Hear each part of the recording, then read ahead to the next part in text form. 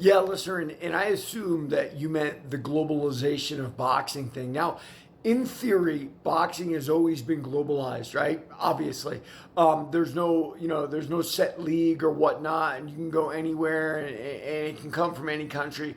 The reality was the opportunities were not there before because the money wasn't there. But we're richer as a world in general, right? And with that, boxing has grown and grown and grown. Obviously, Turkey Al Sheikh by coming in is infused a lot of money, but it's more than that. I mean, I remember back in the old days, someone said, and I thought about it really hard. He's like, there's a million African fighters that are just killers, but they don't have the promotion or the connections to get there. And every once in a while, you'd see a guy squeak through. Who squeaked? Who was able to squeak through?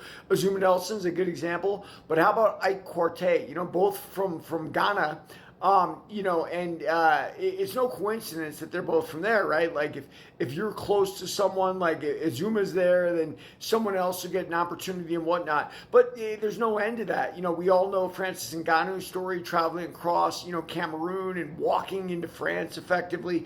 Terry Sokoudjou, who was a buddy of mine in San Diego, came from Cameroon also. So there's just like a plethora of African fighters that have always been great, but with no connections to be great. The guy behind me, Ike Quartey, was someone people talked about extensively because he took De La Hoya to the limit. Now, ironically, they talk about how De La Hoya lost a majority decision, and maybe De La Hoya should have lost the fight, but he got the decision, and blah, blah, blah. No, it's ironic because I think De La Hoya got robbed quite a bit in his life. I didn't think he lost the Trinidad fight. I didn't think he lost the second Mosley fight, but that's life. There's a lot of haters out there. That's going to happen sometimes. But going back to the subject of, the worldwide phenomenon that is boxing now. Now there's opportunities for people, but there weren't opportunities before. So we're going to get more of that gold mined from those places. Inoue is an example of that. Inoue is a Japanese fighter, which, listen, there were always Japanese fighters, right? But on the world scene, they didn't do that great.